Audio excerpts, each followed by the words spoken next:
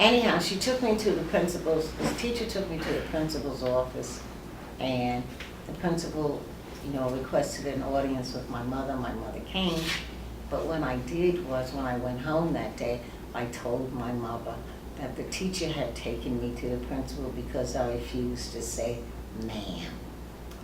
And my mother was just incensed, how could they do that? No, and they could not, because I think they wanted to give me a couple of days suspension or something. And she, of course, wasn't going to stand for that injustice. And so where did she take us? To the superintendent's office. Well, okay.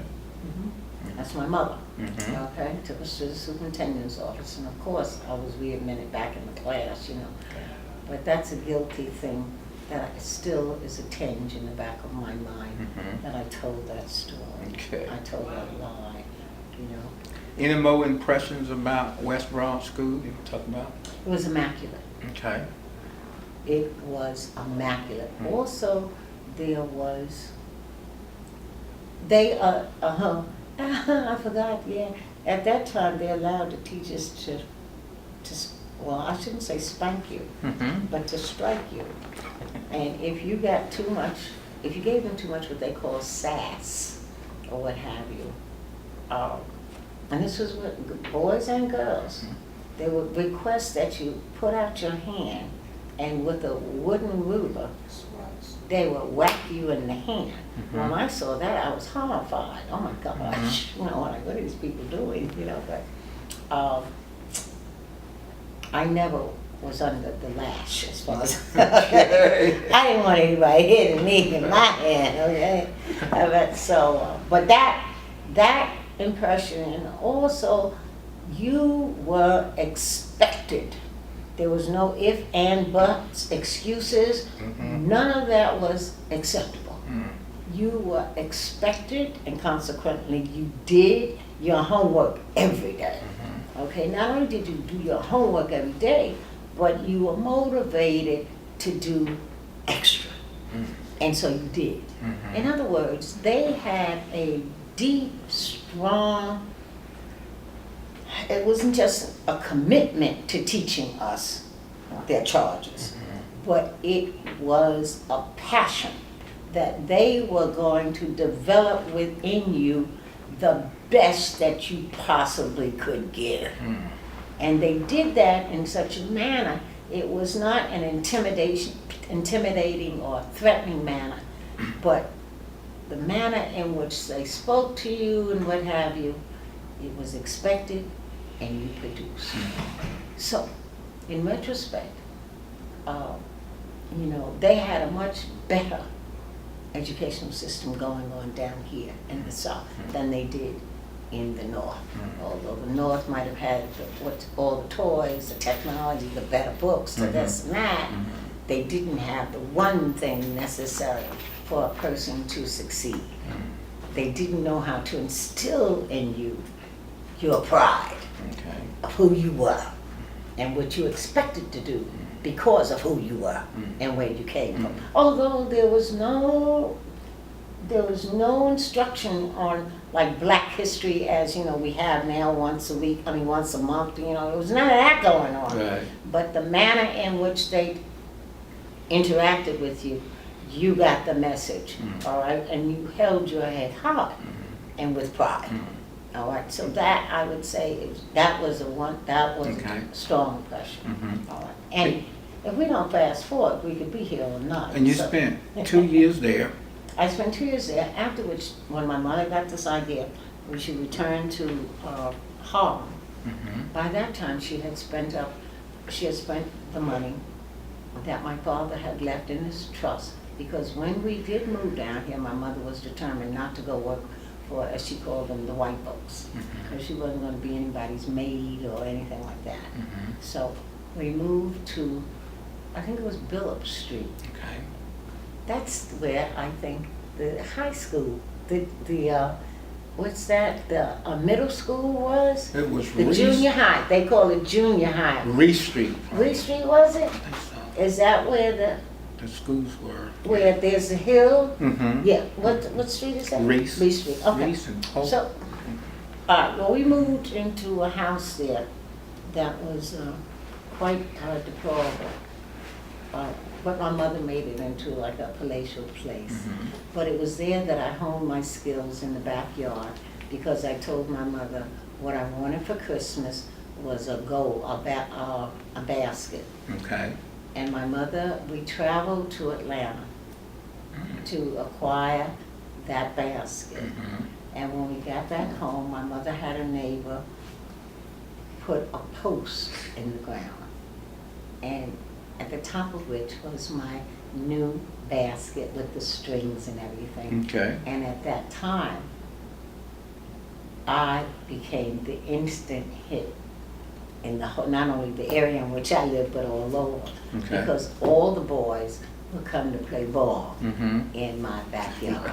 And of course, because it was my backyard and my ball, oh Mhm. yeah, that's, I asked for a basket and a ball. Okay. And because, you know, I had a new ball and all that, Mhm. I played ball Okay. with the boys. Mhm. All right, now, they certainly didn't do, I don't think, as much damage to me as they could have. I think they gave me a little slack, but it was just a little. Mhm. And I used to jostle and jump and hook and do all that stuff Mhm. that they did. Okay. So I did that. And as a result of that, when I entered high school, Mhm. because I went to Athens High, I was on the basketball team Okay. and was quite a star Mhm. because nobody played the way I did on the girls' team. Okay. Because of course they didn't, because I had played with boys. Mhm, mhm. Anyhow, I went Do you there. remember the coach or any of the teachers? I don't, I'm afraid. Okay. I don't remember the names of Okay. them. Mhm. Anyway, after a year at Athens High, regrettably, we moved Mm. to Atlanta Okay. because now we're about to transition to get back to New York. Mhm. Because moms didn't have the funds, you know, just to go directly there. Okay. And in Atlanta, she did work for a Caucasian woman and took care of her children. Mhm. She didn't sleep over, but she did go back to doing that. Okay. What she didn't want to do. Because I Mhm. neglected to mention that as she was in New York, Mhm. all right, she had become a seamstress in the garment district. Okay. Did you have sisters and brothers? I did not. Just you. Okay. I Okay. was the only All right, child. child. Okay. All right. But in any case, Mhm. when we went to Atlanta, Mhm. I was amongst the others who were the first attendees at the newly built and finished Turner High School. Okay. And that was a school that was built for, you know, African Americans at the time. Mhm. And so I was in the class with Andrew Young, Charlene Hunter, Okay. you know, a woman, I think, a girl by the name Carolyn Long, and yeah, those are the names that I remember. Mhm. And, oh, yes, Marvin Arrington. Okay. Okay. Yeah, you know that. I know name. him. He's a judge now. Yes, Mhm. at any case, I can tell you. At any case, I became an outstanding athlete Okay. in high school. also. Turner High. Turner High. Mhm. I ran track. I played ball, and that's what I did. I also swam. I did high diving Mm. in the park that had the pool Mhm. for black, you know, people. Even at Turner High School, in terms of the academic environment, there was expectation.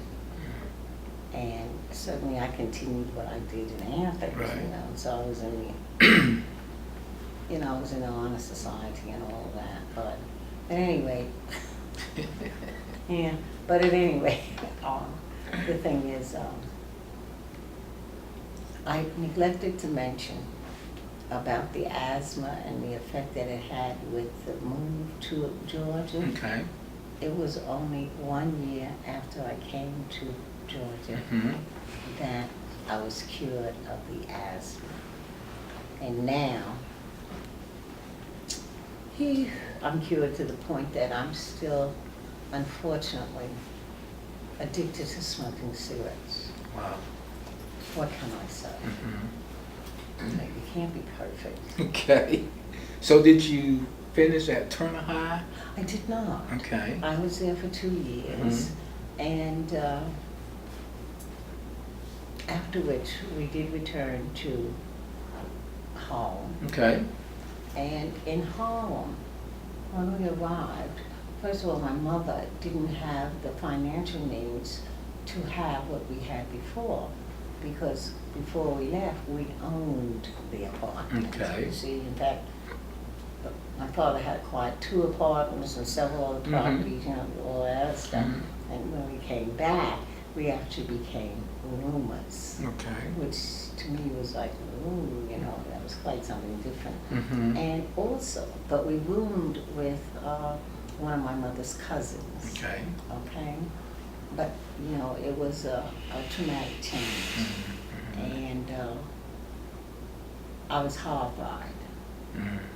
Actually, I was terrified, to tell the truth. I was Mhm. scared to Really, death. really. I'm telling the truth, Mhm. okay? Mhm. Because the behavior and the language that I heard in the streets, and also the environment and the activity Mhm. and the things that I saw Mhm. were not the same, because the change had come. Right. The drugs had Mhm. been introduced.